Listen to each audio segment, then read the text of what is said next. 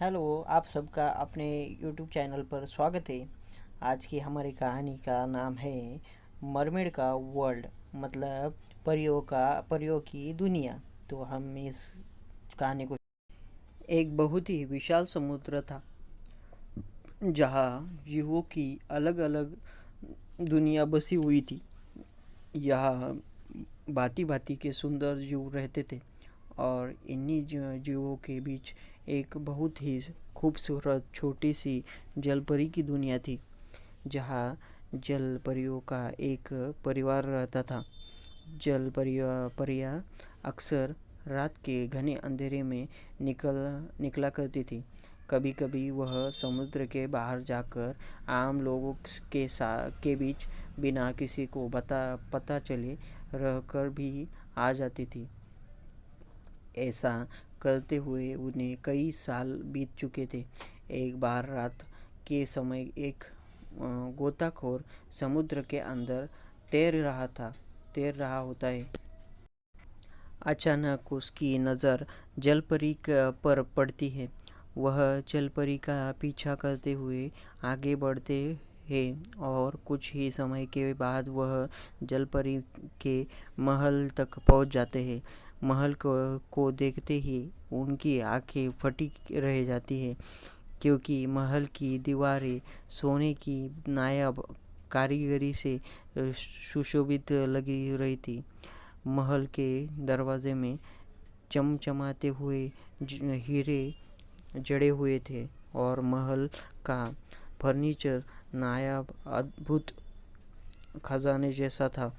गोताखोरों ने आज से पहले ऐसा कुछ कभी नहीं देखा था। इतनी बेशुमार दौलत देखकर वह चकित हो जाते हैं। गोताखोर तैरते हुए महल के तहखाने में चला जाता है। तहखाने में जलपरियों के छोटे छोटे बच्चे खेल रहे होते हैं, लेकिन गोताखोर को खेल कर देखकर वह डर जाते हैं और चीखने लगते हैं। अपने बच्चों की चीख पुकार सुनकर जलपरियां तहखाने में पहुंच जाती है, लेकिन गोताखोर की किस्मत अच्छी होती है। जलपरियों के आने से पहले वह एक चट्टान की तरार में छुप जाता है। जलपरियां काफ़ी देर तक गोताखोर को खोजती है, लेकिन जब उन्हें कोई नहीं मिलता तो वह अपने बच्चों को लेकर तहखाने से बाहर चली जाती है और सभी समुद्र जीवों को आगाह करती है कि हमारे दुनिया में कोई बाहरी जीव आ चुका है, जिससे हम सभी को खतरा हो सकता है। हमें जल्द से जल्द उसे पकड़ना होगा। जल परी का ऐलान सुनते ही सभी जीवों में अफरा तफरी मच जाती है।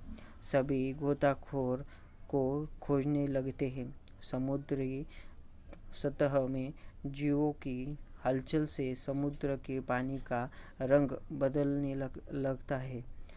गोताखोर को समझ में आ जाता है कि अब उसका बचना असंभव है, इसलिए वह अपनी जान बचाने के लिए उसके कपड़ों में से एक बम निकालता है और उसका टाइमर चालू करके जलपरियों के बीच फेंक देता है और अगले ही क्षण एक जोरदार धमाका होता है, जिससे बहुत से जीवों की जान चली जाती है।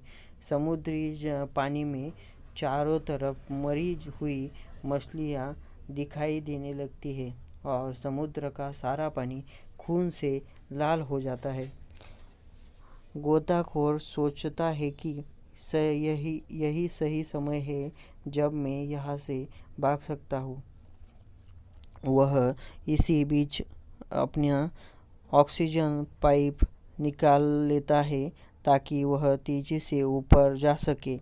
ऑक्सीजन पाइप निकालते ही उसकी गति बढ़ जाती है और वह ऊपर पहुंचने लगता है। बहुत कम समय में वह पानी से बाहर निकलकर तेजी से तैरते हुए अपनी नाव पर चढ़ जाता है और खुशी से चिल्लाने लगता है। उसे चिल्लाता देख उसके टीम मेंबर उसे गले लगा लेते हैं। गोताखोर अपनी टीम से मिलकर बहुत खुश होता है और अपनी बहादुरी के किस्से सुनाने लगता है। यहाँ दूसरी ओर जलपरियों की दुनिया अब तबाह हो चुकी होती है। बम के जोरदार धमाके झटके ने सभी जीवों को तितर बितर कर दिया होता है। सभी अपने परिवार से बिछड़ चुके होते हैं। कईयों की लाशें समुद्र के पानी में तैर रही होती है।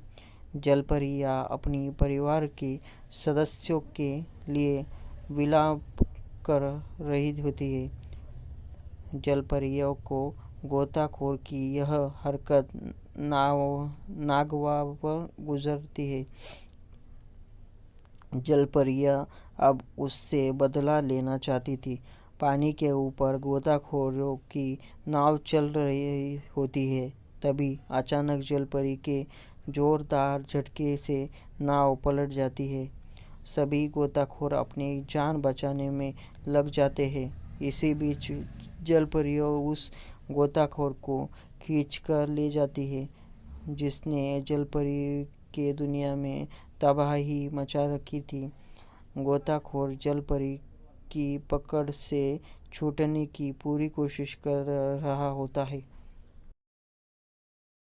लेकिन जलपरी की ताकत के सामने गोताखोर का जोर नहीं चलता और वह पानी के अंदर में डूबता जाता है।